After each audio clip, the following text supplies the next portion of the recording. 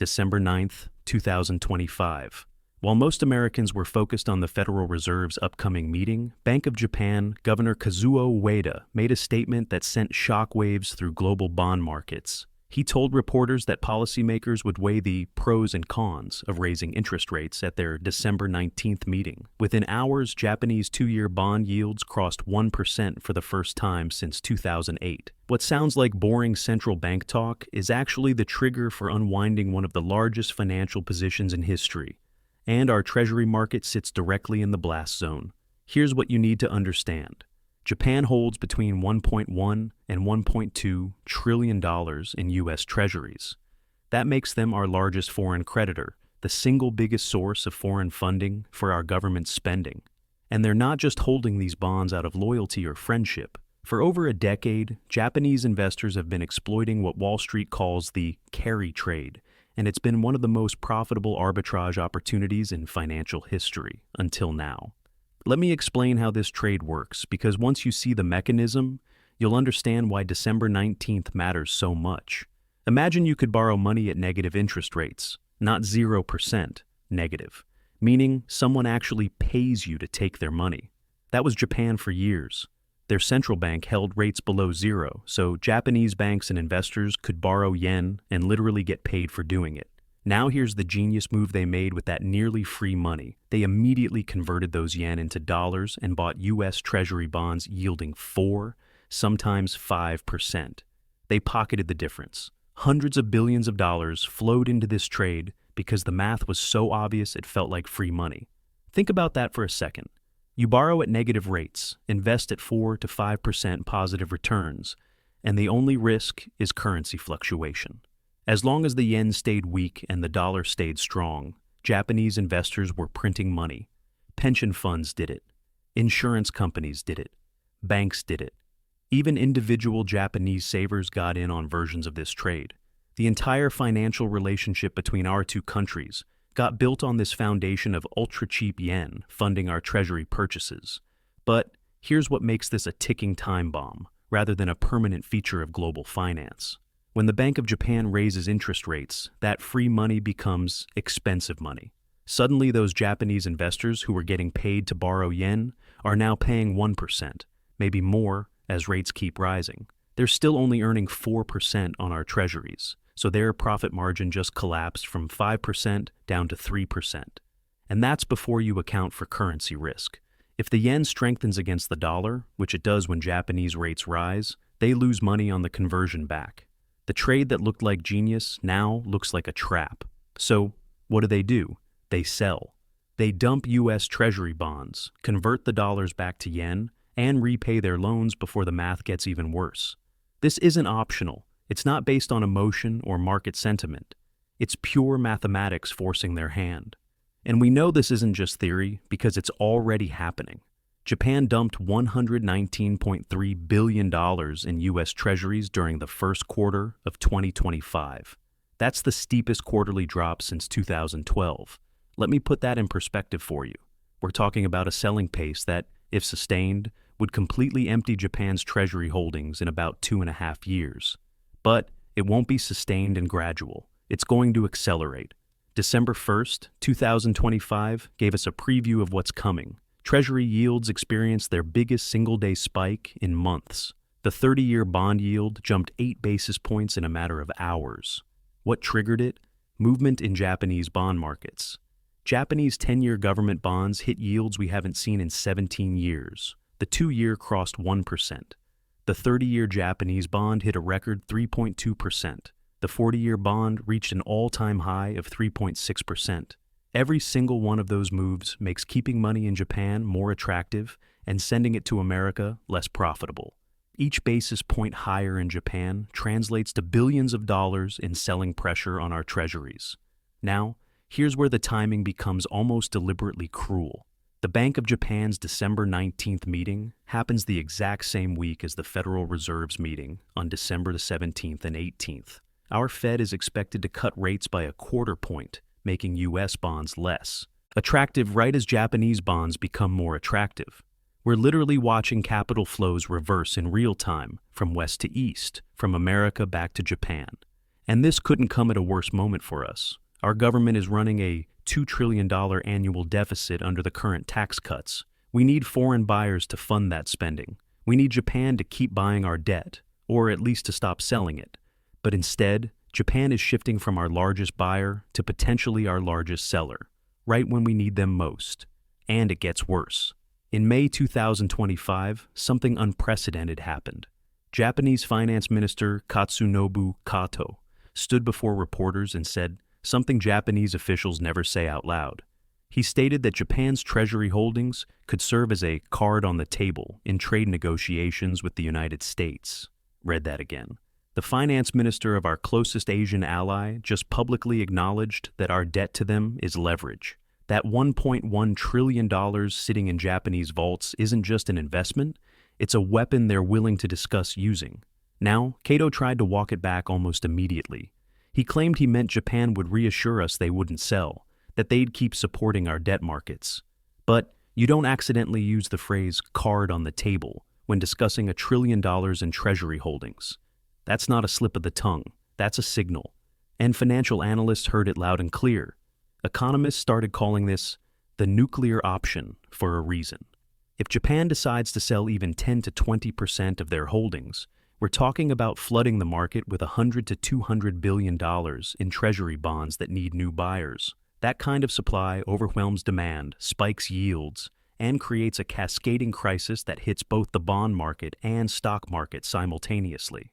Christopher Myers from B-Side Capital put it bluntly, "This isn't some abstract financial event. It's a flashing red light." And he's right, because finance ministers don't casually mention financial weapons unless the political pressure has reached a point where all options are being considered. Remember, this statement came during Trump's tariff threats, when our administration was pressuring Japan on trade terms. Kato was telling us that they have leverage too. They might not use it, but we should know it exists. Here's what makes that threat credible. Japan has already been selling, and we can track exactly when and why.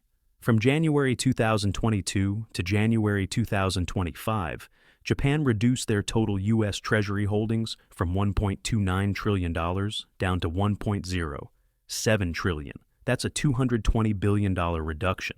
But the real story is in the acceleration. April 2025 is when things got serious. The week ending April 4th, 2025, Japan sold $17.5 billion in Treasuries. 1 week. Then the following week, another $3.6 billion. These weren't routine portfolio adjustments. The timing coincided directly with President Trump's tariff announcements. When political pressure increased, Japan sold. When our administration pushed them on trade, they pushed back through the bond market. The pattern is undeniable. This is how modern economic warfare works, not with tanks and missiles, but with sovereign debt and interest rates. Now, let's connect this to the carry trade situation we discussed earlier. Economists estimate that at least $500 billion is currently tied up in yen-funded carry trades. That's money borrowed in Japan, converted to dollars, and invested in U.S. assets, including treasuries. When those trades unwind, that's $500 billion in potential selling pressure. But here's the critical point. You're getting selling from two different directions simultaneously. Japan's government and institutions are reducing treasury holdings for political and strategic reasons. At the same time, private investors are being forced to unwind carry trades for mathematical reasons as Japanese rates rise. Both groups are selling. Both are converting dollars back to yen. Both are reducing their exposure to U.S. debt. The American Enterprise Institute published a warning on December 1st, 2025, that should terrify anyone paying attention. They stated this unwinding could contribute to a rise in U.S. government bond yields. That could be a trigger for the bursting of the artificial intelligence bubble. Let that sink in for a moment. We're not just talking about bond market stress. We're talking about a potential cascade that pops the AI stock bubble that's been driving our market higher. When safe treasury yields spike, risky tech stocks priced at 50 to 100 times earnings become impossible to justify. Let me show you the mathematical proof this is already in motion. Japanese 2-year bond yields were negative in 2022. You read that right, negative. Today they're above 1%. That's more than a 1% swing in 3 years. For every $1 trillion in carry trade positions, That swing represents over $10 billion in annual losses if investors don't adjust. The math doesn't lie. It forces liquidation. December 1st, 2025 gave us the smoking gun. On that single day, U.S. Treasury yields across the entire curve, 2-year, 10-year, and 30-year bonds, all experienced their biggest jumps in months. What triggered this synchronized spike? Japanese yields spiking first. The correlation was nearly instant. When Japanese 10-year bonds hit levels not seen since the financial crisis, our 10-year Treasury yields jumped in sympathy. Peter Bukvar, Chief Investment Officer at Bleakley Financial Group, explained what's really happening. Countries with excessive debt and no plans to control it are being watched more closely by the global bond police. We're the country with excessive debt. Japan is the bond police. And they're about to write us a very expensive ticket. Here's more proof the pressure is building. In early December 2025, Japan tried to sell long-term bonds in their own market. The auction drew the weakest demand since 1987. 1987, when Japan can't even sell their own bonds without offering much higher yields. What does that tell you? It tells you that Japanese investors would rather keep their money at home earning 1% than send it to America earning 4% with currency risk attached. The incentive structure has completely flipped. The mechanism is locked in now. The gears are turning. Japanese rates are rising, making yen borrowing expensive. Japanese bond yields are climbing, making domestic investments attractive. Currency dynamics are shifting, making dollar exposure risky. And our treasury market is already showing stress cracks. The only questions left are scale and speed. How much will Japan sell, and how fast will the carry trade unwind? December 19th is when we start getting those answers. December 19th, 2025. Circle that date. The Bank of Japan has 3 options when they meet, and every single one of them triggers the mechanism we've been discussing. Option 1, do nothing. Keep rates at 0.25%, maintain the status quo, and lose all credibility as inflation pressures build in Japan. Option 2, raise rates by 1/4 point to 0.5%. This is what the market consensus expects: moderate unwinding, controlled pressure. Option 3, raise rates and signal that multiple hikes are coming over the next 6 months. That's the scenario that triggers rapid unwinding and potential panic. Most analysts expect option 2, a cautious 1/4 point hike with dovish language about moving slowly. But here's the trap that most people are missing. Even a dovish rate hike triggers the mechanism. Why? Because it confirms the policy shift. It tells Japanese investors that the era of free money is officially over.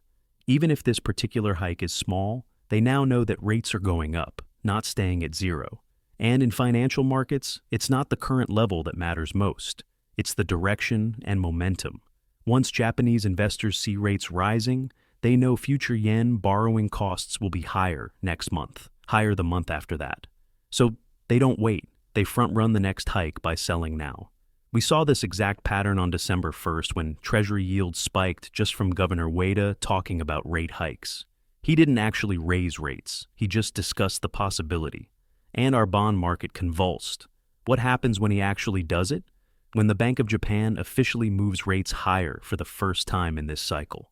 History tells us these policy regime changes don't happen slowly and smoothly. They cascade. Japan held rates at 0 or negative for 17 years. When they finally move decisively, the entire market has to reprice decades of assumptions overnight. Let me walk you through the mathematical scenario that's about to unfold. Right now, the U.S. 10-year Treasury yields around 4.3%. The Japanese 10-year bond yields around 1%, a 17-year high for them, but still historically low by global standards. The spread between those two rates is 3.3 percentage points. That sounds like a comfortable margin. Japanese investors are still earning a decent premium for taking dollar risk. But watch what happens when the Bank of Japan raises rates 2 more times by March 2025, taking their policy rate to 0.75 or 1%. Japanese 10-year bond yields would likely hit 1.5%, maybe higher. Suddenly that spread narrows to 2.8%. That's a 15% reduction in relative attractiveness. You might think 15% isn't enough to matter, but But remember, we're also dealing with currency risk. If the yen strengthens from 157 to the dollar down to 145, which is exactly what analysts like Stan Shipley at Evercore ISI are projecting, that's a 7.6% move.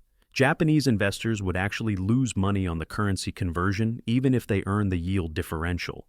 They're effectively paying to lend money to America at that point. Now, let's calculate the flow. If just 10% of Japan's $1.1 trillion in Treasury holdings rotates back home, that's $110 billion in selling.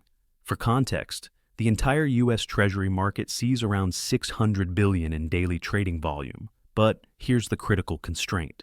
The primary dealers, the big banks that are obligated to absorb government bond sales when no one else wants them, only have about $100 to $150 billion in collective capacity. A sustained $110 billion sell-off over a period of weeks would completely overwhelm the dealers' ability to absorb the supply. Yields would have to rise significantly to attract new buyers willing to step in. Citibank published estimates showing that every $100 billion in foreign selling adds 10 to 15 basis points to Treasury yields. Do the math with me. 110 billion to 330 billion in selling equals 50 to 100 basis points added to yields. That would push the 10-year Treasury yield from 4.3% up to somewhere between 4.8 and 5.3%. And here's why that specific number should terrify you. The last time 10-year yields hit 5% was October 2023. Remember what happened then? Silicon Valley Bank collapsed, Signature Bank failed, First Republic went under. We had a regional banking crisis that required emergency Fed intervention. 5% is the level where things break. It's the threshold where the math no longer works for over-leveraged institutions, where commercial real estate values crater, where zombie companies can't refinance debt, where the stock market's valuation multiples compress violently. We came within days of a full-scale financial crisis in 2023, when yields briefly touched 5%. Now, we're headed back to that exact level, but this time with a $2 trillion deficit that needs funding and our largest foreign creditor actively selling. But the Treasury market stress is just the beginning of this cascade. PIMCO's chief economist Tiffany Wielding warned that losing stable buyers like Japan increases Treasury volatility and weakens global faith in the U.S. fiscal trajectory. This is the confidence game underneath everything. The United States relies on foreign buyers to fund 30% of our debt. If Japan pulls back, who fills that gap? China? They've been reducing their holdings too, and now they actually hold more treasuries than Japan, making them our largest foreign creditor. Will they step up to buy more when we're in a trade war with them? Europe? They're dealing with their own fiscal crisis and recession fears. Domestic buyers? American banks and pension funds are already saturated with treasuries. They can't absorb much more without taking dangerous concentration risk. The Federal Reserve? That would require restarting quantitative easing, printing money to buy bonds, which would immediately increase inflation fears and ironically push yields even higher. It's a doom loop with no easy exit. Now, add the AI bubble dimension that the American Enterprise Institute specifically warned about.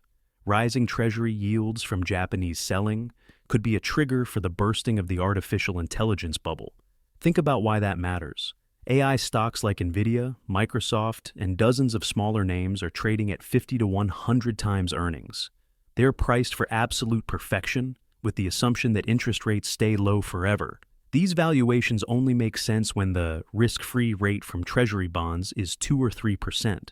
If that risk-free rate jumps to 5% or higher, suddenly a stock yielding 2% looks insane. Why take equity risk for 2% when you can get 5% risk-free? You get multiple compression, forced selling by institutions that need to rebalance, and wealth destruction that feeds on itself. December 19th isn't just another Bank of Japan meeting, it's the day the math changes, permanently. It's the day the carry trade that funded a decade of Treasury purchases dies. It's the day our $2 trillion deficit collides with the bond market's harsh reality. The question isn't if this happens, the mechanism is already in motion. We've seen the preview in the Q1 sell-off, the December 1st yield spike, the failed Japanese bond auctions. Every piece is in place. The only question is whether you're positioned for what comes next, whether you understand that the rules of the game just changed, and whether you're ready for a world where America's debt isn't automatically absorbed by grateful foreign buyers anymore. Japan didn't destroy the dollar in a day, but they might just crash the bond market in a week. And if 5% yields break the financial system like they nearly did in 2023, we'll look back at December 19th, 2025 as the day we should have seen it coming, the day the math stopped working, the day the bill came due.